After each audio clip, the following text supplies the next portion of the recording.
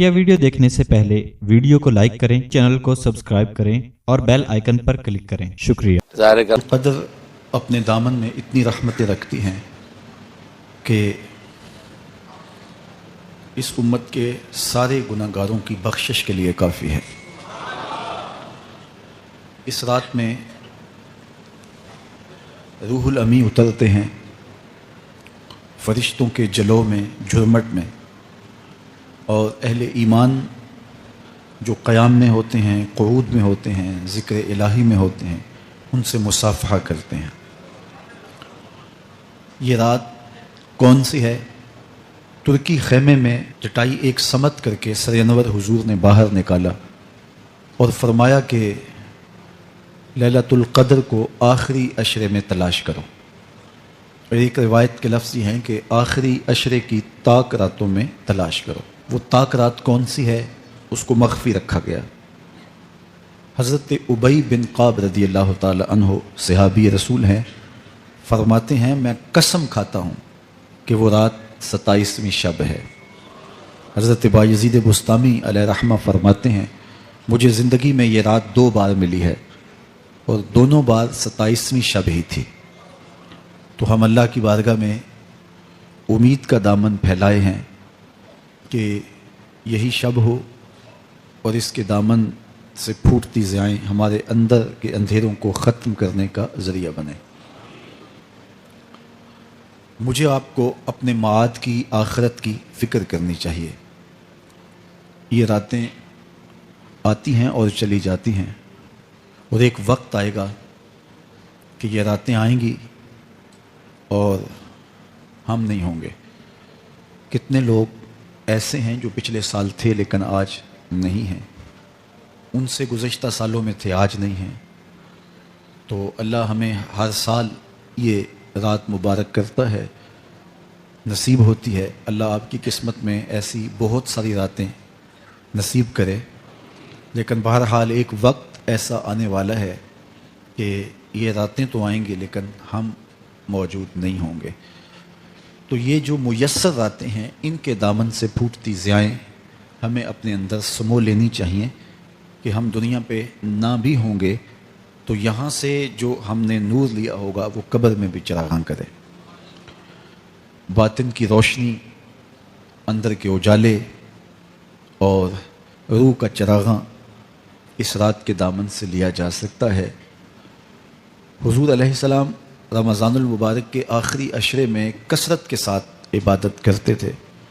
हज़रत सैयदा आयशा रज़ी अल्लाह ताला अन्हा फरमाती हैं कि हुजूर कमर बस्ता हो जाते और अपना तहबंद कस के बांध लेते, ख़ुद भी जागते और अहले खाना को भी बेदार रखते।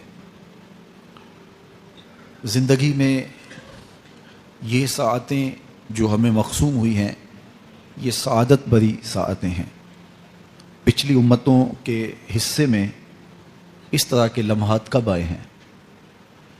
ये एक रात 1000 महीने की इबादतों से अफजल, बेहतर और भारी है। मेरे हुजूर ने इरशाद फरमाया एक बंदा सुबह से लेकर ज़ोहर तक मजदूरी करता है, उसको एक की रात दिया जाता है। एक बंदा ज़ोहर से असर तक मजदूरी करता है, उसका वक्त थोड़ा है, उसको भी एक की रात दिया जाता है। और एक शख्स असर से लेकर मगरिब तक मजदूरी करता है, उसका वक्त दोनों से कम है लेकिन उसको मजदूरी 2 की रात दी जाती है। फरमाया पहली मिसाल यहूद की है, दूसरी मिसाल नसारा की है और तीसरी मिसाल मेरी उम्मत की है कि थोड़े काम पर भी अजर ज़्यादा रखा गया है। तो इस उम्मत को जब इतना नवाजा गया है कि एक एक रात इतनी बरकतों की हामिल अता हुई है, तो फिर हमें बहुत ज़्यादा कोशिश करके बरकतें समेट लेनी चाहिए। इन घड़ियों के दामन से निकलते उजाले अपने अंदर समो लेने चाहिए।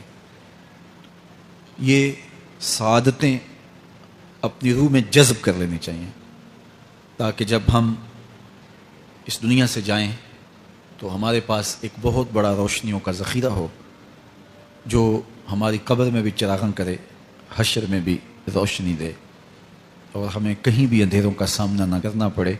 चूँकि रोशनियाँ तो हमने यहाँ से लेके जानी हैं, तो यहाँ से کتنی روشنیاں لے کے جاتے ہیں، یہ ہماری ہمت ہے، یہ ہماری کوشش ہے۔ اللہ نے تو لوٹ سے لگائی ہے، اس کی رحمتیں مسلسل ہمارے اوپر برس رہی ہیں، اور یہ صدقہ ہے آمنہ کے لال کا، ورنہ ہم اس قابل کہاں تھے۔ تو میں اللہ کی بارگاہ میں آپ سب کے لیے دعا گو ہوں، آپ میرے لیے دعا گو رہیں کہ اس شب نور کی برکتیں ہمیں نصیب ہوں۔ حضور نے ارشاد فرمایا، من قام لیلۃ القدر ایمانا و احتسابا غفر له ما تقدم من ذنبہ، جس نے لیلۃ القدر میں قیام کیا ایمان اور محاسبہ نفس کے ساتھ، اللہ اس کے پچھلے سارے گناہ معاف فرما دیتا ہوں۔ ام المومنین سیدہ عائشہ رضی اللہ تعالیٰ عنہ فرماتی ہیں کہ میں نے عرض کی، اے اللہ کے محبوب صلی اللہ علیہ وسلم، اگر میں لیلۃ القدر کو پالوں تو مجھے پھر کیا دعا مانگنا چاہیے؟ تو حضور نے ارشاد فرمایا، اگر تم لیلۃ القدر پالو تو یہ دعا مانگو، اللہم انک عفو تحب العفو فاعف عنی، اے اللہ تو معاف کرنے والا ہے، معاف کرنے کو پسند کرتا ہے، میرے معاملات سے درگزر فرما۔ تو اللہ تعالیٰ اس رات کی برکتوں سے ہمیں اپنی پناہ میں، امان میں، حفاظتوں کے حصار میں رکھے۔ سورہ القیامہ میرا آج کا مضمون ہے، جو 40 آیات پر مشتمل ہے۔ سورۃ القیامہ قیامت کے اثبات اور اس کے ہولناک منظر کی عکاسی پر مشتمل ہے۔ معاد کا یقین ہماری زندگی میں نظم پیدا کرتا ہے۔ اگر کسی قوم کو احتساب کا یقین نہ ہو تو اس کی زندگی بے ربط ہو جاتی ہے، لوٹ مار کا بازار گرم کر لیتا ہے کہ مجھے کون پوچھنے والا ہے۔ لیکن جس قوم میں احتسابی عمل مضبوط ہو، وہاں لوٹ مار کا بازار گرم نہیں ہو سکتا۔ تو دنیا کے اوپر نظم قائم رکھنے کے لیے احتسابی عمل بہت ضروری ہے۔ دنیا بھر کے دانشور یہ بات کہتے آئے ہیں۔ اگر جرائم ختم کرنے ہیں تو انصاف فراہم کرنا پڑے گا۔ اگر عدالتیں قابل فروخت مال بن جائے، تھانے بکنے لگ جائیں، تو پھر معاشرے جرائم سے پاک نہیں رہ سکتے۔ تو عدالتی نظام اگر بے لاگ ہوگا اور انصاف لوگوں کی دہلیز تک پہنچے گا تو معاشرے ستھرے اور پاکیزہ ہوں گے، اور ایک خوبصورت معاشرتی نظم قائم ہوگا۔ تو احتسابی عمل اور عدالتی نظم اچھا رکھنے کے نتائج ہم اپنی آنکھوں سے دیکھتے ہیں۔ تو کیا آخرت کا احتساب ہونا ضروری نہیں، جہاں افراد کا اور قوموں کا فرد عمل پیش ہو اور پھر جزا و سزا ان کو دی جائے؟ تو اسلام نے جو معاد اور آخرت کا تصور دیا ہے، یہ فرد اور قوم کی زندگی میں ایک نظم پیدا کرتا ہے۔ لیکن ہر دور میں جو مجرم ہوتے ہیں، جن کا کام ہی لوٹ مار ہوتا ہے، وہ کبھی نہیں چاہتے کہ احتسابی عمل مضبوط ہو۔ وہ چاہیں گے کہ عدالتیں قابل فروخت جنس بن جائیں، تھانوں کی گولیاں دی جا سکیں، اور انصاف کبھی بھی قائم نہ ہو۔ تو بے لاگ احتساب کا وہ کبھی بھی رواج نہیں پڑنے دیں گے۔ جو لوگ آخرت کے تصور کو جھٹلاتے ہیں، ان ساری قوموں کو دیکھ لیں جنہوں نے آخرت کو جھٹلایا۔ وہ قومیں ہیں جو برائی میں لت پت تھیں اور گناہوں بھری زندگی بسر کر رہی تھی۔ اب ایسی قومیں کبھی پسند نہیں کرتی کہ کوئی آخرت بھی ہو جس کا خوف انہیں گناہوں کی اور بدیوں کی زندگی سے نکالے، کیونکہ وہ اس زندگی سے نکلنا ہی نہیں چاہتے۔ تو آخرت کا وہ ڈٹ کے انکار کرتے۔ قریش مکہ نے بھی آخرت کا ڈٹ کے انکار کیا اور کہا کہ ہم آخرت کو نہیں مانتے، چونکہ اگر وہ آخرت کو مان لیتے ہیں تو پھر زندگی کی تمام تر مکاریاں، دجل و فریب، تلبیسات، لوٹ مار ظلم و جبر جو کمزوروں پر وہ روا رکھے ہوئے تھے اس کا جواز باقی نہیں رہتا تھا، تو اس لیے انہوں نے اس کا ڈٹ کے انکار کیا۔ قرآن مجید کی جتنی بھی مکی صورتیں ہیں ان میں آخرت کا اثبات کیا گیا ہے اور معاد کو ثابت کرنے کے لیے دلائل دیے گئے ہیں۔ یہ سورہ القیامہ یہ بھی سورت نزول کے اعتبار سے مکی ہے۔ سورت کا آغاز قسم سے کیا جا رہا ہے، لا اقسم بیوم القیامہ، روز قیامت کی قسم یاد کرتا ہوں۔ اللہ تعالیٰ نے قیامت کے دن کی قسم کی۔ ولا اقسم بالنفس اللوامہ، اور قسم ہے ملامت کرنے والے نفس کی، اس جان کی قسم جو اپنے اوپر ملامت کرے۔ انسان کے اندر جو نفس ہے وہ اس کو برائی کا حکم دیتا ہے۔ حکم دینے والے کو آمر کہتے ہیں، اور اسی سے مبالغہ کا صیغہ امارہ ہے، بہت زیادہ حکم دینے والا۔ تو جو نفس انسان کو برائی کا حکم دیتا ہے اس کو نفس امارہ کہتے ہیں، بہت زیادہ برائی کا حکم دینے والا۔ لیکن اللہ تعالیٰ جل شانہ دین کی برکت سے جب نفس کی اصلاح کرتا ہے تو نفس امارہ نفس لوامہ بن جاتا ہے، جو ملامت کرتا ہے، برائی پر بندے کو روکتا ہے۔ اندر ایک جنگ چلتی ہے، بندہ گناہ کرتا ہے لیکن اندر اس کا نفس اس کو ملامت کرتا ہے کہ تم غلط کر رہے ہو۔ تو اندر جو جنگ چل رہی ہوتی ہے، نفس ملامت کر رہا ہوتا ہے، گناہ بھی چل رہا ہوتا ہے، تمام عمر طوفان سے کھیلتے گزری، نیا کے ڈوبنے کا ڈر بھی رہا۔ تو یہ اندر جو کھینچا تانی ہے، ملامت اور گناہ، پھر توبہ بھی ہوتی ہے، پھر گناہ بھی سرزد ہو جاتے ہیں۔ تو یہ نفس لوامہ جو گناہ سے بندے کو روکتا ہے، اللہ تعالیٰ جل شانہ نے اس نفس لوامہ کی قسم کی ہے کہ مجھے قسم ہے انسان کے نفس لوامہ کی، جو اس کو برائی سے روکتا رہتا ہے اور خیر کی طرف اس کو بلاتا رہتا ہے۔ تو قیامت کی قسم کی اور نفس لوامہ کی قسم کی۔ اور جب نفس مزید ترقی کرتا ہے اور پھر اندر نیکی کی قوتیں پنپتی ہیں تو ایک وقت آتا ہے کہ پھر انسان نیکی ہی کے ماحول میں جینا شروع کر دیتا ہے، تو پھر نفس کو اطمینان ملتا ہے۔ اس نفس کو نفس مطمئنہ کہتے ہیں، اور جب نفس مطمئنہ بن جائے تو قیامت کے دن اللہ تعالیٰ جل شانہ آواز دے گا کہ میرے لیے گناہوں کو چھوڑنے والے آجا، تیرا رب تیرا منتظر ہے۔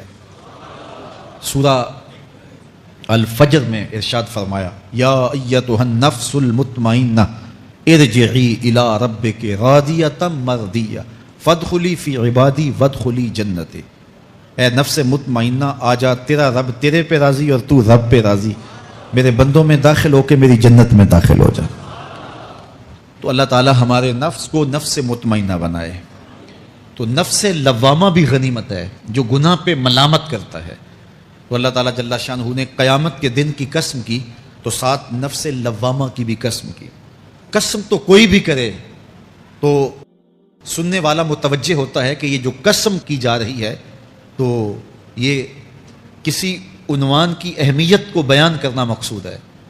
تو پھر قسم اگر رب کرے تو پھر سمجھنے کے لیے کافی ہے کہ وہ کتنا اہم مضمون ہوگا جس پہ میرا رب ہو کے قسم کر رہا ہے۔ تو قیامت پر اللہ تعالیٰ قسم فرما رہا ہے تاکہ اس کا قسم فرمانا اہل عقل کے لیے کافی ہو کہ اس کے اس بات کے لیے اس سے بڑی کیا دلیل ہو سکتی ہے کہ میرا رب اس پہ قسم کر رہا ہے۔ اَيَحْسَبُ الْإِنسَانُ أَن لَّن نَّجْمَعَ عِظَامَهُ، اللہ تعالیٰ ارشاد فرماتا ہے کہ کیا آدمی یہ سمجھتا ہے کہ ہم ہرگز اس کی ہڈیاں جمع نہیں فرمائیں گے؟ یہ ایک کافر تھا، عدی بن ربیعہ، یہ مراد ہے یہاں انسان سے۔ ایک روایت کے مطابق ابو جہل بن ہشام مراد ہے۔ تو یہ ابو جہل یا عدی بن ربیعہ یہ کہتے تھے کہ کیا ہڈیوں کو دوبارہ جوڑا جائے گا، دوبارہ ان کو جمع کیا جائے گا؟ یہ نہیں ہو سکتا، قیامت نہیں آ سکتی۔ وہ کہتے تھے یہ جہاں ہے بس ختم ہو جائے گا کام تمام، لہٰذا جو عزت پانی ہے، جو لذت حاصل کرنی ہے، جو عیش و عشرت کرنی ہے، جو کچھ کرنا ہے اسی جہان میں کر لو۔ آج کل بہت سارے لوگوں کا رویہ بھی یہی ہے کہ بس ٹھیک ہے، یہ دنیا ہی سب کچھ ہے، آخرت بس ایک اعتقاد کی حد تک ذہن کے کسی گوشے میں ہے، 2 لمحوں کے لیے خیال آیا تو رک گئے، پھر اپنی وہی ڈگر کی زندگی۔ لیکن آخرت جب تیقن کی اس منزل تک پہنچ جائے، پھر انسان کے اعمال کے اندر خود بخود جو ہے وہ نظم پیدا ہو جاتا ہے کہ چونکہ میں اللہ کے حضور پیش ہونا ہے اور ایک ایک عمل کا میں نے حساب دینا ہے۔ تو آخرت کے بارے میں یقین کی کمزوری انسان کو جو ہے وہ گناہوں کی دلدل میں پھنسا دیتی ہے۔ اس لیے آخرت کا یقین یہ بہت ضروری ہے تاکہ ہماری زندگی میں نظم پیدا ہو اور ہم اللہ کے حضور جھکنے والے، اس کے شکر گزار بندے، اس کی اتباع کرنے والے بنیں۔ تو اب وہ کافر کہتے تھے ابن ربیعہ یا ابو جہل کہ یہ جو ہڈیاں ہیں ان ہڈیوں کو کیسے دوبارہ زندہ کیا جائے گا۔ نضر بن حارث ایک کافر تھا، وہ کہیں سے قبرستان سے پرانی ہڈی اٹھا لایا اور وہ اتنی بوسیدہ تھی کہ ہاتھ کے لمس سے ٹوٹ ٹوٹ کے گرتی تھی، اور حضور کے پاس آ کھڑا ہوا اور آ کے کہنے لگا کہ کیا ان ہڈیوں کو دوبارہ زندہ کیا جائے گا؟ کون ہے ان کو جو دوبارہ زندہ کرے؟ اور 7 ہڈی توڑتا ہے اور اس کے ریزے زمین پہ گرتے ہیں۔ تو حضور علیہ السلام نے اللہ کی جانب سے اس کا جواب دیا۔ ذرا قرآن پڑھیے، سورہ یاسین کا آخری رکوع ہے، وَضَرَبَ لَنَا مَثَلًا وَنَسِیَ خَلْقَهُ قَالَ مَن يُحْيِي الْعِظَامَ وَهِيَ رَمِيمٌ۔ اب وہ باتیں کرنے لگ گیا ہے، اس کی زبان بولنے لگی ہے، اب کہاوتیں ہمارے لیے لاتا ہے، اور کیا کہتا ہے؟ مَن يُحْيِي الْعِظَامَ وَهِيَ رَمِيمٌ، ان ہڈیوں کو کون زندہ کرے گا جبکہ اتنی بوسیدہ ہو گئی ہیں۔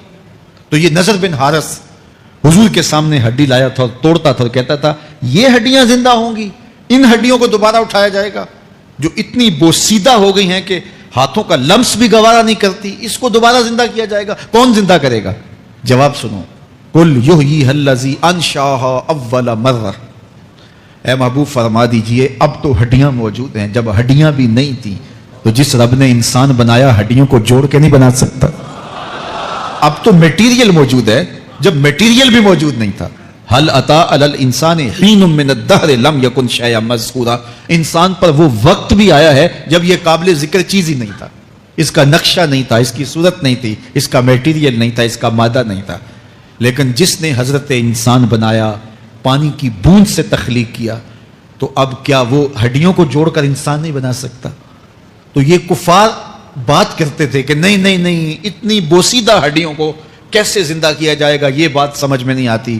پھر ان کے ذرے بکھر گئے، بعض انسانوں کو جانور چیڑ پھاڑ کے کھا گئے، کچھ وہ کھا گئے، کچھ ہڈیاں پڑی رہ گئیں، کچھ ان کی ہڈیاں راکھ بن کے اڑ گئیں۔ تو کیسے ہو سکتا ہے کہ ان کو دوبارہ زندہ کیا جائے، ان کے اجزاء جوڑے جائیں؟ اب یہ عدی بن ربیعہ نے بھی یہی کہا۔ اللہ ارشاد فرماتا یحسب الانسان ان لن نجمع عظامہ، یہ آدمی گمان کرتا ہے، کہتا ہے کیا ہڈیوں کو دوبارہ زندہ کیا جائے گا؟ اللہ فرماتا ہے کیوں نہیں، ہم اس بات پہ قادر ہیں کہ اس کے انگلیوں کے پور پور کو دوبارہ کھڑا کر دیں، اور اس کے اجزاء جو بکھرے ہوئے ہیں ان کو ہم اکٹھا کر کے دوبارہ ان کو جوڑ دیں، ہمارے لیے کوئی مشکل نہیں ہے۔ لیکن یہ اس کا خیال ہے کہ ہڈیوں کو کیسے جوڑا جائے گا، لیکن سورہ یاسین میں جو دلیل دی اس پہ کس قدر جو ہے وہ اشش کرنے کو جی چاہتا ہے۔ فرمایا کہ قل یحییھا الذی انشأھا اول مرہ، یہ کہتے ہیں یہ ہڈیاں کون جوڑے گا؟ کہا جب ہڈیاں بھی نہیں تھی، جس نے ہڈیاں بنائی اس کے لیے جوڑنا کیا مشکل ہے؟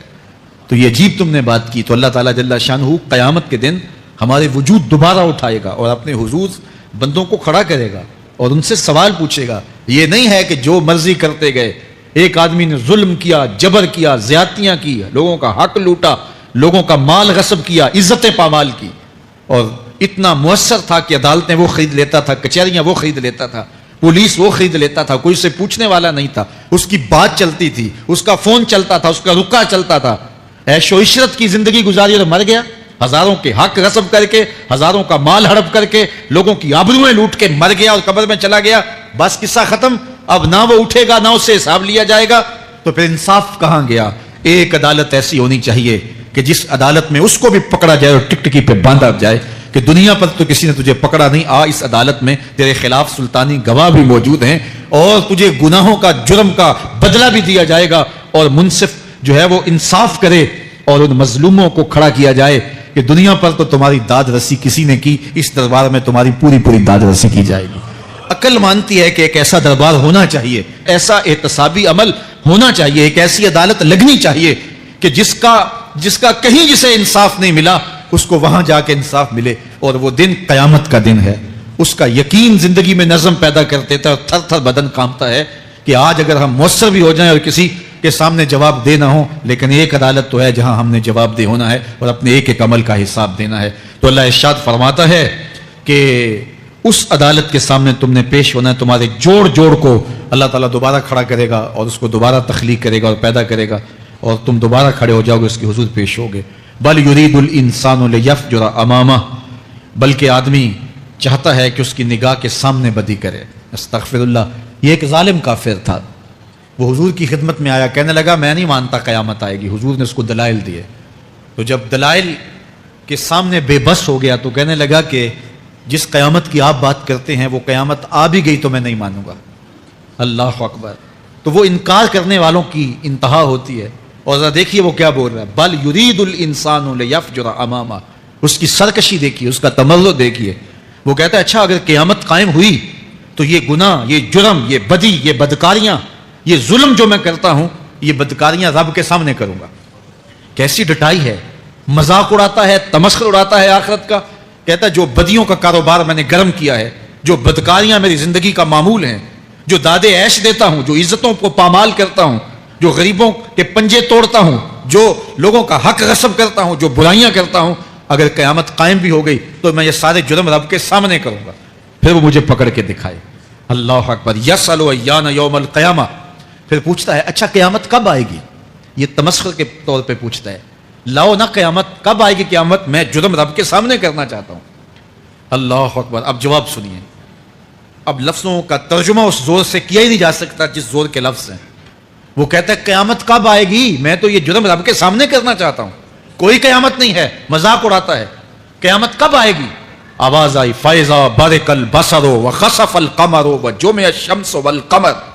جب قیامت آئے گی تو آنکھیں چندھیا جائیں گے، چاند بے نور ہو جائے گا، سورج اور چاند اکٹھے ہو جائیں گے۔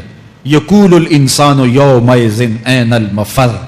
آج جو کہتا ہے کہاں ہے قیامت، اس دن بھاگتا پھرے گا، کوئی پناہ گاہ ہو بتاؤ، کوئی ہے ٹھکانہ چھپنے کا، کوئی پناہ گاہ ہے؟ کلا لا وزر۔ آواز آئے گی کوئی ٹھکانہ نہیں ہے، آج کوئی ٹھکانہ نہیں ہے۔ الی ربک یومئذ المستقر۔ اگر ٹھکانہ ہے تو صرف رب کے پاس ہے، انہیں ٹھکانہ ملے گا جو رب کے بندے ہیں اور اس کی دہلیز پہ آنے والے ہیں۔ یُنَبَّأُ الْإِنسَانُ یَوْمَئِذٍ بِمَا قَدَّمَ وَأَخَّرَ۔ اللہ تعالیٰ اس دن بتا دے گا جو آگے بھیجا اور وہ بھی بتا دے گا جو پیچھے چھوڑا۔ ایک ایک چیز تشت ازبام ہو جائے گی۔ یوم تبلی السرائر فما لہ من قوت ولا ناصر۔ اللہ فرماتا ہے سارے راز کھل جائیں گے، جو بند کمروں میں جرم کیے، دادے عیش دیتا رہا، وہ بھی کھل جائیں گے، اور پھر کوئی طاقت نہیں ہوگی، کوئی زور نہیں ہوگا، کوئی زر نہیں ہوگا جو اس کو بے نقاب ہونے سے بچا سکے۔ اے داور حشر میرا نامہ اعمال نہ پوچھ، اس میں کئی پردہ نشینوں کے بھی نام آتے ہیں۔ تو وہ کتنا سخت دن ہوگا۔ ارشاد فرمایا جائے گا کہ جو آگے بھیجا، جو پیچھے چھوڑا، جو جرم کرتا رہا، جو نیکیاں کی، جو برائیاں کی، سب کچھ تشت ازبام ہو جائے گا۔ بل الانسان علی نفسہ بصیرہ۔ بلکہ آدمی خود اپنے حال پر اچھی طرح خود آگاہ ہے۔ ہم اسے نامہ اعمال کے دفتر دیں گے جہاں سب کچھ لکھا ہوگا۔ قرآن بتاتا ہے جب نامہ اعمال سامنے آئے گا تو وہ بے ساختہ پکار اٹھے گا، ما لہذا الکتاب لا یغادر صغیرۃ ولا کبیرۃ الا احصاها۔ ہائے اس کتاب کو کیا ہوا، اس نے چھوٹی بڑی کوئی بات نہیں چھوڑی، سب کچھ لکھ دیا۔ نامہ اعمال سامنے ہوگے، زمین بولے گی، ہاتھ پاؤں بولیں گے، فرشتے بولیں گے، کرامن کاتبین بتائیں گے یہ کیا کیا جرم کرتا رہا، کیا کیا گناہ کرتا رہا۔ تو اس دن ہر شے سامنے آ جائے گی۔ تو یہ تو ثبوت ہوں گے ہی ہوں گے، لیکن اللہ فرماتا ہے ثبوت تو اپنی جگہ، لیکن بل الانسان علی نفسہ بصیرہ۔ کیا انسان کو خود نہیں پتا کہ وہ کہاں کھڑا ہے؟ اس کو اپنے جرائم کی فہرست خود یاد ہے، اس کے ضمیر پہ خود اس کا بوجھ موجود ہے۔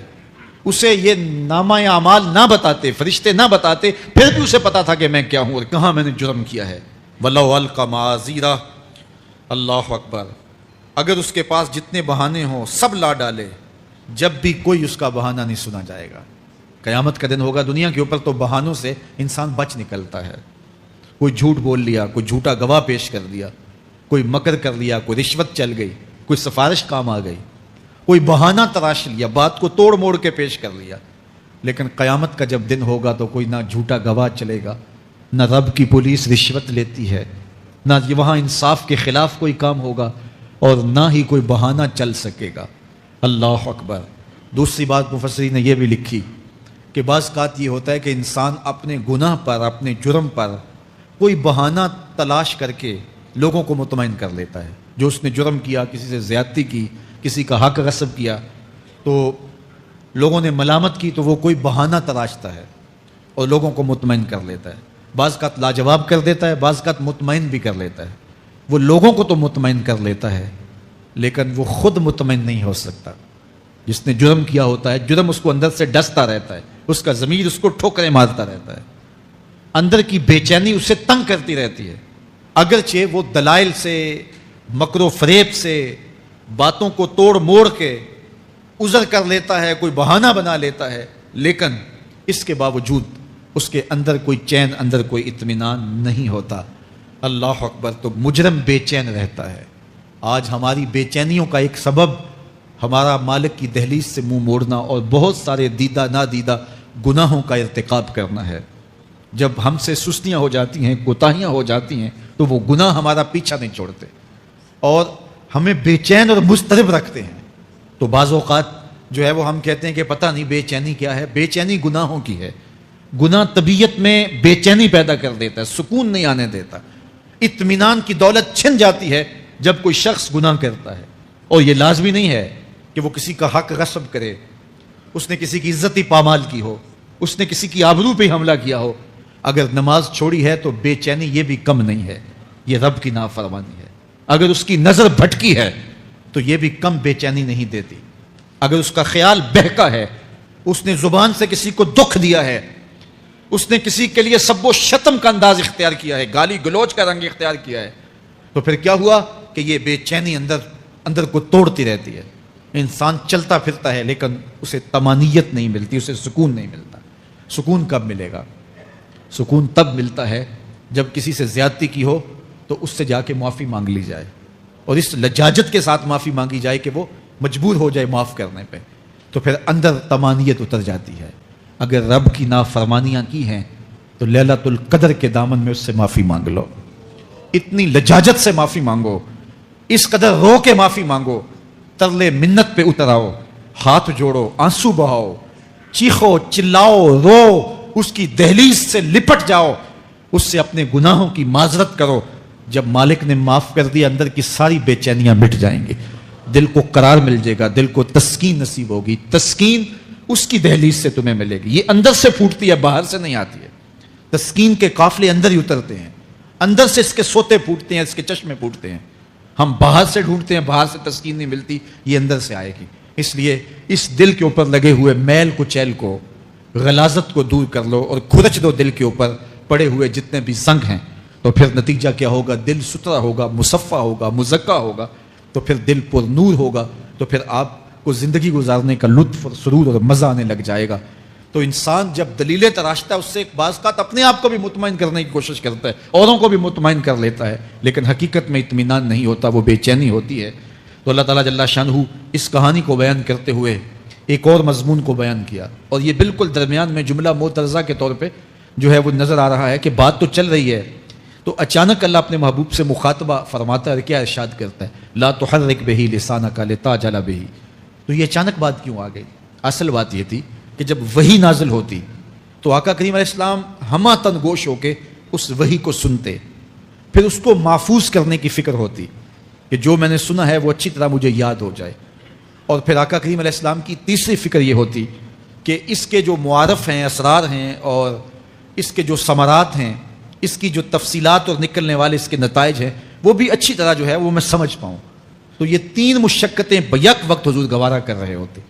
اب قیامت کا ہولناک منظر جو پیش کیا گیا، اور پھر انسان جب اپنے رب کی نافرمانی کرتا ہے تو جو اس کا حال ہوتا ہے، تو یہ سارے مضامین کو اللہ کے محبوب سن رہے تھے. حضور کے قلب اطہر پر گرانی آئی، اور میرے رب کو کیسے گوارا تھا. جو حضور سن رہے تھے جلدی جلدی اس کو زبان پہ لانا چاہ رہے تھے تاکہ وہ اچھی طرح ازبر ہو جائے. لیکن اللہ نے محبوب کی اس مشقت کو دیکھا تو فرمایا لا تحرک بہی لسانک لتعجل بہی، محبوب آپ اپنی زبان کو جنبش نہ دیں، آپ جلدی کرتے ہیں تاکہ وہ جو میں نے سنا ہے وہ میری زبان پہ آ جائے۔ ان علینا جمعہ و قرآن، یہ ہمارے اوپر ہے، ہم آپ کے دل میں جمع بھی کریں گے، جو آپ کو سکھایا ہے وہ آپ کو یاد بھی رہے گا، وہ آپ بھول نہیں سکیں گے۔ فَإِذَا قَرَأْنَاهُ فَاتَّبِعْ قُرْآنَهُ، اور جب ہم پڑھ لیں تو پھر اس کے بعد آپ اس کو دہرائیں پڑھیں۔ ثُمَّ إِنَّ عَلَيْنَا بَيَانًا، پھر اس کی تفصیل بھی ہمارے ذمہ ہے، اس کا بیان بھی ہمارے ذمہ ہے۔ اس سے وہ لوگ جو حجیت حدیث کا انکار کرتے ہیں اور پھر وہ کہتے ہیں کہ نہیں بس قرآن مجید کی آیات ہی ہیں، اس کے علاوہ اور کچھ نہیں ہے، وہ من اللہ نہیں ہے، تو یہاں غور کرنا ہے۔ ثُمَّ إِنَّ عَلَيْنَا بَيَانًا فرمایا گیا، پھر ہمارے اوپر ہے اس کا بیان جو آپ کو ہم القاء کریں۔ اور آقا کریم نے فرمایا، سنن نسائی کی روایت ہے، انما اوتیت القرآن ومثلہ معہ، مجھے قرآن دیا گیا اور قرآن جتنے اور علوم بھی میرے سینے میں رکھے گئے۔ تو صرف قرآن ہی نہیں اتارا گیا حضور کے سینے میں، حضور کے سینے میں بہت کچھ نازل کیا۔ حضور کا سینہ گنجینہ ہے اسرار و معانی کا، اور اللہ تعالیٰ جل شانہ نے اپنے محبوب کو بہت کچھ عطا کیا۔ یہ بیان کرنے کے بعد فرمایا کلا بل تحبون العاجلہ وتذرون الآخرہ، اللہ اکبر، کوئی نہیں بلکہ یہ جو تم لوگ ہو اے کافرو، تم اس چیز کو پسند کرتے ہو جو بالکل نقد ہے، جو جلد ملنے والی ہے۔ دنیا کا سودا نقد ہے، دنیا کے نفع نقد ہیں، دنیا کی لذات نقد ہیں۔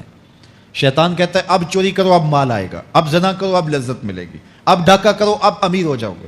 تو دنیا کے سودے نقد ہیں اور آخرت کے وعدے ادھار ہیں۔ تو ارشاد فرمایا بل تحبون العاجلہ، تم دنیا کی جو عاجل چیزیں ہیں، جو بالکل نقد سودے ہیں، تم ان کے پیچھے پڑتے ہو، وتذرون الآخرہ، اور آخرت کو چھوڑتے ہو۔ دوسرے مقام پہ ارشاد فرمایا سورہ الاعلیٰ میں بل تؤثرون الحیات الدنیا والآخرۃ خیر وابقی، تم دنیا کی جیتی زندگی کو ترجیح دیتے ہو، حالانکہ آخرت بہتر بھی ہے اور دائمی بھی۔ میں آپ کی توجہ چاہوں گا، آخرت بہتر بھی ہے اور دائمی بھی، لیکن تمہاری ترجیح یہ دنیا ہے جس کی آخرت کے مقابلے میں کوئی حیثیت ہی نہیں ہے۔ حضور نے ارشاد فرمایا اگر کسی کو جنت میں ایک کوڑا رکھنے کی جگہ مل جائے، ایک ڈنڈا رکھنے کی جگہ مل جائے، دنیا و ما فیہا کی دولتوں سے وہ زیادہ قیمتی ہے۔ 7 براعظموں پہ پھیلی ہوئی کائنات، سمندروں کی تہوں میں قیمتی موتی، پہاڑوں کے دامن میں قیمتی معدنیات، مالیاتی اداروں کے پاس سرمائے، لوگوں کے پاس دولت کے انبار، یہ سارے اکٹھے کر لیے جائیں اور ان کی قیمت لگائی جائے، اور جنت میں ایک ڈنڈا رکھنے کی جگہ، ایک عصا رکھنے کی جگہ، ایک کوڑا رکھنے کی جگہ، وہ جگہ پھر بھی زیادہ قیمتی ہے۔ پراپرٹی ویلیو ہوتی ہے نا، وہ کہتے ہیں کہ دور دراز دیہات سے 10 ایکڑ فروخت کریں تو یہاں ہمارے بائی پاس پہ اگر لیں تو 1 کنال جگہ آئے گی، 10 ایکڑ فروخت کر کے یہاں 1 کنال ملے گی۔ اور اگر آپ مزید اس کو فروخت کر کے مزید جو ہے وہ کسی مہنگے علاقے میں چلے جائیں تو ہو سکتا ہے 2 مرلے اس 10 ایکڑ کے مقابلے میں آئیں۔ تو اس طرح مختلف جگہوں کی پراپرٹی ویلیو ہوتی ہے۔ اللہ کے محبوب جنت کی پراپرٹی ویلیو بتا رہے ہیں۔ 7 براعظموں پہ پھیلی ہوئی کائنات کو ایک پلڑے میں رکھیں، پوری دنیا کے اندر جو سرمائے ہیں، جو ماضی میں سرمائے لوگوں نے خرچ کر لیے، جو حال میں موجود ہیں، جو آنے والے ادوار میں لوگوں کے پاس آئیں گے، قارون کا خزانہ اور سرمائے سارے اکٹھے کر کے ایک پلڑے میں رکھ دیں، جنت میں ایک عصا رکھنے کی جگہ پھر بھی زیادہ قیمتی ہے۔ تو پھر دنیا کی آخرت کے مقابلے میں قیمت کیا ہوئی، دنیا کی جنت کے مقابلے میں ویلیو کیا ہوئی؟ اور جنت میں سب سے کم جگہ کس کو ملے گی؟ جو سب سے آخر میں جائے گا۔ ظاہر ہے سب سے کم جگہ اسی کے پاس ہوگی جو سب سے آخر میں جہنم کے دھکے کھا کھا کے، رگڑے سہ سہ کے پھر آخر میں جنت میں جائے گا، سب سے تھوڑی جگہ اس کے پاس ہوگی۔ حدیث پاک میں آتا ہے، بخاری میں آتا ہے، حضور نے ارشاد فرمایا کہ جب جہنم سے آخری جہنمی نکالا جائے گا تو اللہ تعالیٰ اسے پوچھے گا بتا تیری کوئی آرزو، تو وہ کہے گا مالک یہ آرزو ہے، یہ آرزو ہے، مختلف آرزوؤں بتائے گا۔ اللہ فرمائے گا لکا ما تمنیتا، جو تو نے آرزو کی جا جا تجھے میں نے عطا کر دی، اب جنت میں چلا جا۔ تو اس کی تو توقع یہ ہوگی کہ سایہ دیواریں جنت میں جگہ مل جائے تو غنیمت ہے، اور اگر جنت کے اندر جاؤں تو کوئی جھونپڑا مل جائے 2 مرلے کا تو وہ بھی کافی ہے۔ لیکن اللہ اسے کتنی جگہ دے گا؟ اللہ فرمائے گا جا جنت میں، تیرے لیے جنت میں دنیا سے 10 گنا جگہ ہے۔ 7 بر اعظموں کو 10 سے ضرب دے، تو کہا تے دنیا سے 10 گنا جگہ تیرے لیے. اس کو یقین ہی نہیں آئے گا. وہ کہے گا اتسخر وانت الملک، میرے رب تو بادشاہ ہو کے مجھ سے مذاق کر رہا ہے؟ اللہ فرمائے گا نہیں، تیرے لیے 10 گنا جگہ ہے، اور اس کے لیے 10 گنا جگہ ہوگی جو سب سے آخر میں جنت میں جائے گا. میں آپ کی توجہ چاہوں گا، جو آخری جنتی ہے اس کے پاس کتنی جگہ ہوگی، کتنی پراپرٹی ہوگی؟ آج تو 2 10 20 50 مربع کسی کے پاس ہوں تو وہ اتراتا ہوا چلتا ہے کہ میں اتنا بڑا ذمہ دار ہوں. جنت میں آخری جنتی کی جگہ کتنی ہوگی؟ دنیا سے 10 گنا جگہ. تو داتا گنج بخش علی حجویری کی جاگیروں کا عالم کیا ہوگا، بابا فرید الدین گنجے شکر کی جاگیروں کا عالم کیا ہوگا، پھر اصحاب رسول کی جاگیروں کا عالم کیا ہوگا. قیمتی کتنی جگہ کہ ایک ڈنڈا رکھنے کی جگہ مل جائے، دنیا و ما فیہا سے وہ قیمتی، اور وہ قیمتی جگہ دنیا سے 10 گنا جگہ اس کو دی جائے گی جو سب سے آخر میں جائے گا. تو مجھے بتائیے اس سے بڑا بے وقوف کوئی ہے جو آخرت کو برباد کر کے دنیا کا سودا کرتا ہے؟ بل تؤثرون الحیات الدنیا والآخرۃ خیر وابقا، کہا آخرت بہتر بھی ہے اور دائمی بھی ہے، نہ ختم ہونے والی زندگی ہے. تو یہاں بھی ارشاد فرمایا کلا بل تحبون العاجلہ وتذرون الآخرہ، تم نقد کے پیچھے دوڑتے ہو، آخرت جو ادھار ہے اس کی پرواہ نہیں کرتے ہو. یہ نقد تمہیں مل بھی جائے، پہلی تو بات ہے ملتی نہیں ہے، دنیا تمہارے آگے بھاگتی ہے اور تم پیچھے بھاگ رہے ہو. کچھ حصہ تمہیں مل بھی گیا تو وہ کتنے سالوں کے لیے؟ 60 سال 70 سال، یہ تو بڑی لمبی زندگی ہیں. ہمارے ہاں 45 سال ایوریج نکالی گئی ہے. 60 سال بھی کوئی جی لے، 70 سال بھی کوئی جی لے، کیا حیثیت ہے آخرت کے مقابلے میں؟ آخرت کا ایک دن یوم حشر قرآن بتاتا ہے 50,000 سال کا ہوگا.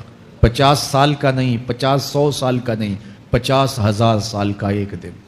پھر اس کے بعد نہ ختم ہونے والی زندگی، مینڈے کی شکل میں موت کو بھی ذبح کر دیا جائے گا.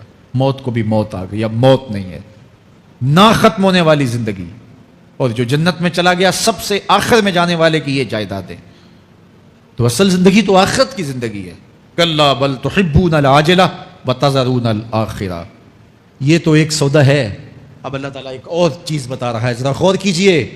دنیا کی محبت دل میں ایسی پیدا ہو گئی کہ ہمیں سال کے بعد ماہ سیام میں مسجد میں آنا نصیب ہوتا ہے، اور ہم اپنی ہی دنیا میں مگن ہیں کہ یہی دنیا سب کچھ ہے.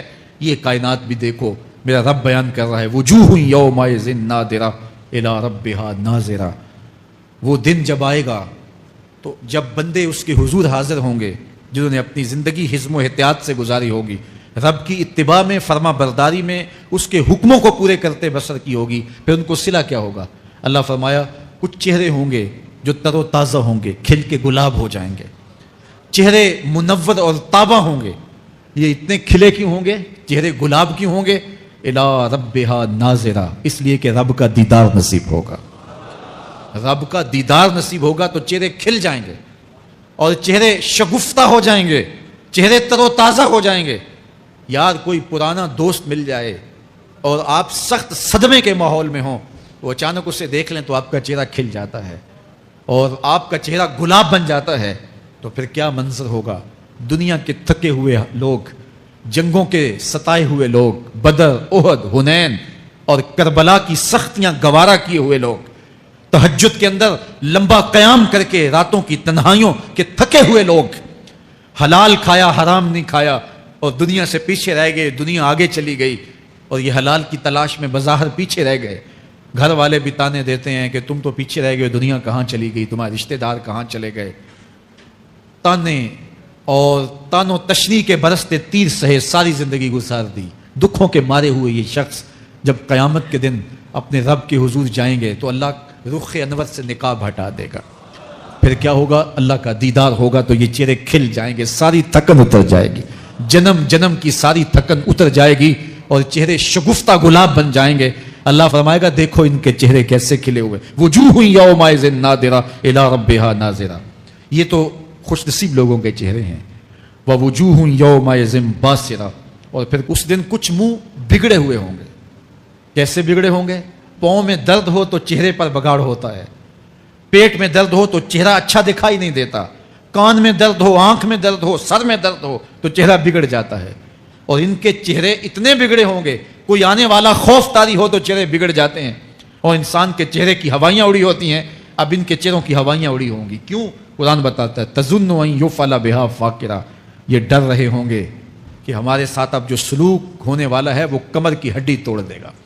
ہم نے رب کے حکموں کو توڑا، ہم نے پرواہ نہیں کی. ہم سمجھے دنیا میں آئے ہیں تو ہماری دنیا ہے، آوارہ ہوں، خواہشات نفس کے مطابق زندگی گزاریں، آنکھیں بے حیائی میں لگی رہیں، سوچیں آوارگی میں لگی رہیں، کان نغمے سنتے رہے، زبان جھوٹ بکتی رہی، ظلم و جبر کا بازار گرم رکھا، عصمتیں عزتیں پامال کرتا رہا، لوگوں کا مال لوٹتا رہا، حق غصب کرتا رہا، کلیجے اور دل چیرتا رہا، لوگوں کو زخمی کرتا رہا، لوگوں کے جذبات سے کھیلتا رہا. پرواہ نہیں کی کہ یہ دنیا ہے، امتحان گاہ ہے، چند دنوں کے لیے آئے ہیں، اللہ کے حضور پیش ہونا ہے، عملوں کا حساب ہونا ہے.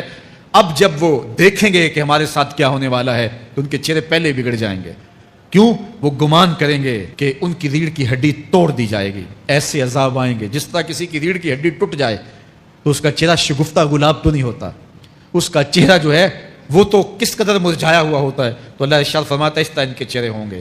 ابھی عذاب آیا نہیں ہے لیکن چہرے پہلے اترے ہوئے ہوں گے، اور جب عذاب کی بھٹی میں ڈالے جائیں گے. اللہ اکبر. اور وہ سخت عذاب، حضور نے جبریل امین سے پوچھا مجھے جہنم کے عذابوں کا ذکر سناؤ.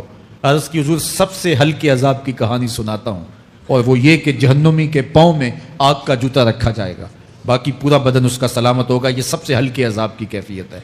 اب پاؤں میں آگ کا جوتا ہوگا، حدت، گرمی، شدت اتنی ہوگی کہ دماغ پگھل کے ناک اور کانوں کے راستے سے باہر آ جائے گا. پاؤں میں رکھے ہوئے جوتے کی گرمی دماغ کو ایسے چڑھے گی کہ وہ پگھل جائے گا اور ناک اور کانوں کے راستے سے باہر آ جائے گا. تو اللہ کے عذاب کے خوف سے چہرے بگڑ جائیں گے، حالت سلامت نہیں رہے گی. یہ بات ذہن میں رکھیں کہ اللہ جس کو جہنم میں ڈالے گا اس کو اس صورت میں نہیں ڈالے گا. یہ محمدی صورت ہے، یہ شکل اس کی چھین لی جائے گی اور اس کی شکل بڑی کر دی جائے گی. اس کا ایک ایک دانت احد پہاڑ جتنا ہوگا. احد پہاڑ کا پھیلاؤ 15 کلومیٹر پہ ہے. 15 کلومیٹر کا ایک دانت اور 32 دانت کتنے ہوں گے تو منہ کتنا بڑا ہوگا.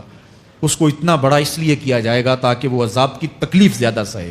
70 گز موٹی کھال ہوگی اور کھال جل جائے گی تو اللہ قرآن میں فرماتا ہے ہم نئی کھال دے دیں گے تاکہ عذاب کی تکلیف اس کو گوارا کرنی پڑے.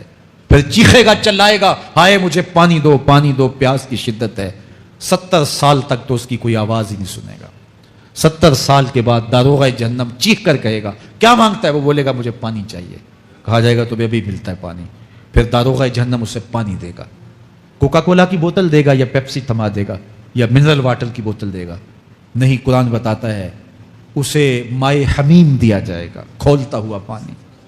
اور وہ اتنا گرم ہوگا جب پینے کے لیے چہرے کے قریب کرے گا اس سے اٹھتی ہوئی بھاپ کی وجہ سے چہرے کی کھال ادڑ کے اس کے اندر گر پڑے گی، لیکن اس کے باوجود اس کو پینا پڑے گا.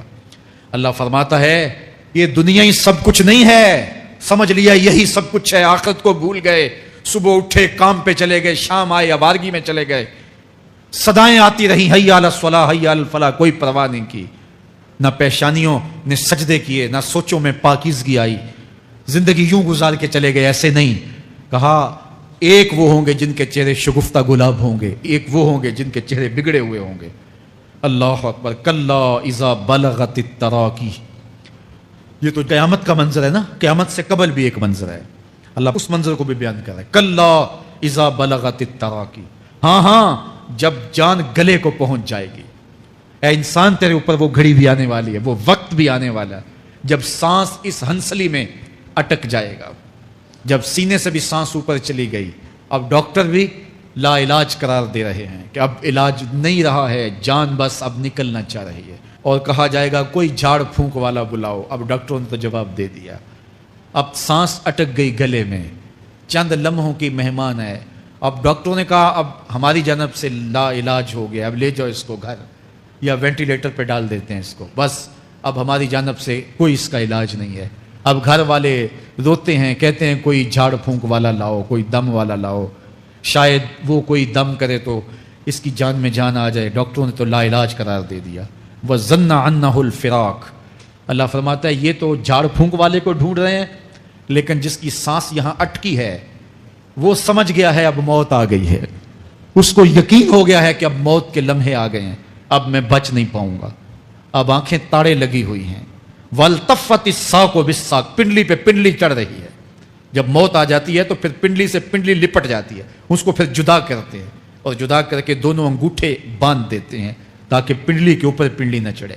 اللہ وہ منظر بیان کرتا ہے، صاحب یہ وقت آنے والا ہے جب دونوں انگوٹھے باندھ دیے جائیں گے، جب ناک میں روئی ٹھونس دی جائے گی، جب چٹے لباس میں کفن دیا جائے گا، جب غسال کے سامنے بے بس پڑے ہوں گے، وہ چاہے یہ بازو اٹھائے چاہے یہ بازو اٹھائے، گرم پانی ڈالے یا سرد پانی ڈالے، جب بس پڑے ہوئے ہوں گے جو ہے وہ غسل دینے والوں کے، اور ناک میں روئی ہوگی اور دونوں انگوٹھے آپس میں بندھے ہوں گے، یہ محل، یہ ماڑی، یہ کوٹھیاں، یہ بنگلے جس کو سویر شام لگ کے حلال حرام کی تمیز کیے بغیر بنایا تھا، غوث اعظم رضی اللہ تعالیٰ عنہ بولے مکان بنا رہا ہے، بسیں گے اور حساب تو جا کے دے گا، اور یہ تو ایک رات بھی تجھے اس گھر کے اندر نہیں رکھیں گے کہ چلو ایک رات مہمان رکھ لیں، کہتے ہیں نہیں مہمانوں نے بھی جانا ہے تو جلدی کرو، اس کو سپرد کراؤ، وہ تو تیرا لباس بھی پھاڑ کے اتاریں گے، خود غسل دینے کے لیے تیار بھی نہیں ہے، تجھ سے خوف آنے لگا ہے، جاندی واری ڈرونا بنے ہوتے ہاتھ نہ لاندے ڈر دے، جنہ لئی تو پاپ کمائے اج کتھے نہیں تیرے کر دے،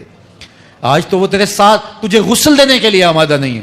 والتفت الساق بالساق، جب پنڈلی پہ پنڈلی چڑھنے لگ جائے گی، الی ربک یومئذ المساق، اس دن تیرے رب کی طرف ہی لوٹ کے جانا ہے، فلا صدق ولا صلی، اس نے نہ تو سچ مانا اور نہ نماز پڑھی، ولیکن کذب وتولی، ہاں جھٹلایا اور منہ پھیر کے چل پڑا، ثم ذهب الی اہلہ یتمطیٰ، پھر اپنے گھر کو اکڑتا ہوا چلا، اولا لک فاولا ثم اولا لک فاولا، تیری خرابی آ پہنچی، ہاں تیری خرابی آ پہنچی۔ ایحسب الانسان ان یترک سدی، انسان دنیا میں یہ گمان کرتا ہے اس کو سدا چھوڑ دیا جائے گا۔ سدا عربی میں ایسے اونٹ کو کہتے ہیں جس کی مہار کسی کے ہاتھ میں نہ ہو، شترے بے مہار، جہاں مرضی جس گھاٹ سے چاہے پانی پیے، جہاں سے مرضی چارہ لے، تو شترے بے مہار کو کہتے ہیں سدا۔ تو یہ انسان بھی گمان کرتا ہے کہ میں بھی سدا ہوں، مجھے کوئی کیوں پوچھے، میرے جذبات پہ کوئی کیوں قدغن لگائے، مجھے کیوں روکے کوئی، بالخصوص جوانی کے ایام کے اندر جوان کو بڑا ہوتا ہے کہ کوئی مجھے کیوں، وہ تو ماں باپ کے کہنے میں بھی نہیں آنا چاہتا، وہ کہتا ہے کیوں مجھے روکتے ہیں، میری جوانی ہے، میرے جذبات ہیں، مجھے آزادی سے جینے دو، کیوں میرے راستے میں رکاوٹ بنتے ہو، میں سدا ہوں۔ اللہ فرماتا ہے نہیں، ایک اونٹ تو سدا ہو سکتا ہے، جس کو میں نے اشرف المخلوقات بنایا ہے، اس کو تو سدا نہیں چھوڑوں گا، اس کو تو پابند بناؤں گا حکام کا۔ اب وہ کہتا ہے کہ نہیں یہ کیسے دوبارہ اٹھائے جائیں گے، اب دوبارہ وہی بات پھر آ گئی، الم یکن نطفۃ من منی یمنی، اللہ فرماتا ہے ایک بوند تھی نا، پانی کا ایک قطرہ تھا جو رحم مادر میں رکھا گیا، ثم کان علقہ، پھر وہ پانی کا قطرہ لوتھڑا بنا، فخلق فسوی، پھر اللہ نے اسے پیدا فرمایا اور پھر ٹھیک ہموار کیا، فجعل منہ الزوجین الذکر والانثی، پھر اس سے وہ جوڑ بنائے، کوئی مرد بنایا کوئی عورت بنائی۔ کہا اب غور کر، اب تیری آنکھیں دیکھتی ہیں، بجلیاں چمکتی ہیں، تیری زبان کا طوطی بولتا ہے، لوگ اشش کرتے ہیں تیری گفتگو پہ، تیری گفتار پہ صدقے جاتے ہیں، تیرے لہجے کے جمال کو دیکھتے ہیں، تیرے سینے کا زور، تیرے پنجوں کی طاقت، تیری دماغ کی تیزیاں اور تیری سوچوں کے اجالے، تیری زوردار ٹانگیں، تیرے کڑیل بازو اور تیری چوڑی چھاتی اور تیرے گلاب کی پتیوں جیسے ہونٹ، اے انسان یہ سب کچھ کہاں تراشا گیا؟ ماں کے رحم میں، اس تاریکی میں جو 3 پردوں میں تھی، تیرا سر تیرے گھٹنوں میں تھا، اور تیرے رب نے وہاں تیرے اندر نسوانیت یا رجولیت کی صلاحیتیں پیدا کی، تیری آنکھوں میں چمک پیدا کی، تیرے کانوں میں نغمے بکھیرے، تیری زبان کے پٹھوں پہ قوت ذائقہ رکھی، تجھے بولنے کی صلاحیت دی، تیرے پنجوں میں زور رکھا۔ آج تو مفتی شہر ہے، آج تو علامت الدہر ہے، آج تو قاضی القضات ہے، آج تو منسٹر ہے، آج تو وزیر اعظم ہے، آج تو پہلوان ہے، آج تو شہزادہ ہے، آج تو بادشاہ ہے، آج تو زوراور ہے، آج تیری طاقت کے کیا کہنے، آج شیروں کو تو نچا لیتا ہے، ہاتھیوں کو تو بٹھا لیتا ہے، آج تو بڑا زوراور گھڑ سوار ہے، آج تیری طاقت کے کیا کہنے، تو کشتی کرتا ہے، زمانہ دیکھنے آتا ہے، آج تیری طاقت کے شہرے ہیں، تیری عظمت کے تنتنے ہیں، لیکن انسان تو ایک ناپاک قطرہ تھا اور رحم مادر میں تھا، تیرے اندر یہ رنگ کس نے بھرے، تیرے کانوں میں نغمے کس نے رکھے، تجھے دماغ کی قوتیں کس نے دی، زبان کو بولنا کس نے سکھایا، آنکھوں میں توانائیاں کس نے رکھی، تیری زبان کا طوطی بولتا ہے، یہ سلیقے کس نے دیے؟ پھر اللہ فرمایا، کتنا زوردار بیان ہے، الیس ذالک بقادر علی ان یحیی الموتى، جو ماں کے پیٹ میں ایک نطفے کو ایک خوبصورت انسان بنا سکتا ہے، ہڈیوں کو جوڑ کے دوبارہ انسان نہیں بنا سکتا؟ کیا وہ دوبارہ تجھے کھڑا نہیں کر سکتا اپنے سامنے پیش ہونے کے لیے، جس کے حکموں کو تو نے توڑا ہے، جس کے فرامین کا تو نے مذاق اڑایا ہے؟ کیا وہ اتنا ہی بے بس ہے کہ اپنے حضور تجھے جو ہے وہ کھڑا ہی نہیں کر سکتا ہے؟ جس رب نے تجھے ماں کے شکم میں شکل دی، حضرت شیخ فرید الدین عطار بولتے ہیں سانے کستی سلاتی می شود، ایسا کاریگر ہے مٹی سے بادشاہ بنا ڈالتا ہے۔ اس نے مٹی سے دارا و سکندر بنائے، اس نے مٹی سے جو ہے وہ رستم و سہراب بنائے، اس نے مٹی سے کیا کیا بنا دیا جو مٹی سے بادشاہ بنا سکتا ہے، جو نطفہ رحم مادر سے جو ہے وہ شکل اور صورت اور رنگ اور جمال بنا دیتا ہے۔ تیری صورت نکھرتی ہے، تیرے ہونٹ گلابی ہیں اور تیری نرگسی آنکھیں ہیں، تیرے ریشمی بال ہیں اور تیری خوبصورت رنگت ہے، تو چال چلتا ہے تو لگتا ہے قیامت چل رہی ہے، تیرا قد رانا جو ہے وہ صنوبر کو شرماتا ہے، تیری گفتار کے تنتنے ہیں۔ جس نے اتنی خوبصورت شکل ماں کے رحم میں بنائی، کیا وہ ہڈیوں کو جوڑ کے دوبارہ انسان نہیں بنا سکتا؟ وہ دوبارہ انسان بنائے گا اور پھر تجھے اپنے حضور کھڑا کرے گا۔ اور ایک حدیث میں آتا ہے اللہ بندے کو اپنے حضور کھڑا کرنے کے بعد اپنے سامنے سے ہٹنے نہیں دے گا جب تک 5 سوال نہیں پوچھ لے گا۔ ان عمر ہی فیما افنا ہو، اس کی عمر کے بارے میں پوچھے گا کہاں ضائع کی؟ میں نے تجھے زندگی دی 60 سال 70 سال 40 سال 50 سال، اس زندگی کو کہاں گزار کے آیا ہے؟ ان شباب ہی فیما ابلا ہو، اس کی جوانی کے بارے میں پوچھا جائے گا جوانی کہاں گزار کے آیا ہے؟ مجنوں تو نہیں بنا رہا، خواہشات کا اسیر تو نہیں ہو گیا، دیوانوں کی طرح زندگی تو نہیں گزار کے آ گیا، تیری جوانی کسی چوک میں تو نہیں گزری، تیری جوانی آوارگی میں تو نہیں گزری، ساری رات سوشل میڈیا کے اوپر گندگی اور غلاظتیں تو نہیں دیکھتا رہا، تیری زندگی گزری کہاں ہے؟ تیری جوانی گزری کہاں ہے؟ اگر کوئی جواب نہ ہوا تو پھر کیا جواب دے گا؟ اور وہ کتنا خوش نصیب ہوگا جو کہے گا مالک میری جوانی سجدوں میں گزری، میری جوانی قیام میں گزری، میری جوانی رکوع میں گزری۔ میرے حضور فرماتے ہیں سبعۃ یظلھم اللہ فی ظلہ یوم لا ظل الا ظلہ، 7 اشخاص ایسے ہیں قیامت کے دن جب کوئی سایہ نہیں ہوگا، اللہ ان 7 کو اپنے عرش کا سایہ دے گا۔ ان میں سے دوسرا شخص میرے حضور نے بیان فرمایا وشاب نشأ فی عبادت اللہ، وہ جوان جس کی جوانی اللہ کی عبادت میں گزری۔ جوانوں اپنی زندگی کو مالک کی دہلیز پہ لے آؤ، جوانی وہی ہے جو مالک کی چوکھٹ پہ گزرے۔ اپنے دل کا تعلق جوڑو، عشق کرنا ہے تو پھر آمنہ کے لال سے کرو، محبت کا رشتہ ان سے جوڑو، تعلق کا ربط ان سے قائم کرو، جوانی کو دین کی راہ پہ ڈالو۔ اللہ اکبر، سنو میرے حضور کا فرمان، آنا حبیب اللہ، میں اللہ کا حبیب ہوں۔ پھر فرمایا الشاب التائب حبیب اللہ، جو جوان جوانی میں توبہ کرے وہ بھی اللہ کا حبیب ہے۔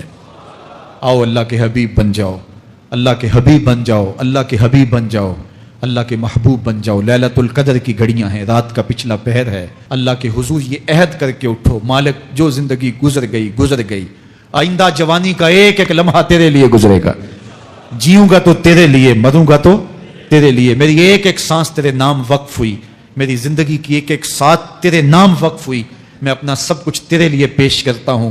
میری زندگی کا مالک بھی تو ہے، میری موت و حیات کا خالق اور مالک بھی تو ہے، یہ زندگی تو نے دی، تیری امانت ہے، تیرے حضور ہی پیش کرتا ہوں۔ اور لیلۃ القدر کی گھڑیوں میں اس عزم کے ساتھ گھروں کو لوٹو کہ اللہ میری زندگی کا ایک ایک لمحہ تیرے نام ہوا، آنے والے موسم تیرے نام ہوئے، میری جوانی تیرے نام ہوئی، میرے آنسو تیرے نام ہوئے، میری پیشانی تیرے نام ہوئی، میرے دل کی دھڑکن تیرے نام ہوئی، میری صلاحیتیں تیرے نام ہوئی، میری زبان بولے گی تو تیری تسبیح بولے گی، تیرے ذکر کے ترانے پڑے گی، میرے کان سنیں گے تو قرآن کے نغمے سنیں گے، میری آنکھیں دیکھیں گی تو مالک تیری قدرت کی نشانیاں دیکھیں گی، تیرے رسول کا روضہ دیکھیں گی، تیرا کعبہ دیکھیں گی۔ مالک میری زبان سچائی کے نور سے مالا مال ہوگی اور میں ساری زندگی تیرے نام کرتا ہوں۔ اور جب آپ اپنی ساری زندگی اللہ کے نام کر دیں گے تو پھر وہ پوری کائنات تمہارے نام کر دے گا کہ محمد سے وفا تو نے تو ہم تیرے ہیں، یہ جہاں چیز ہے کیا لوح و قلم تیرے ہیں۔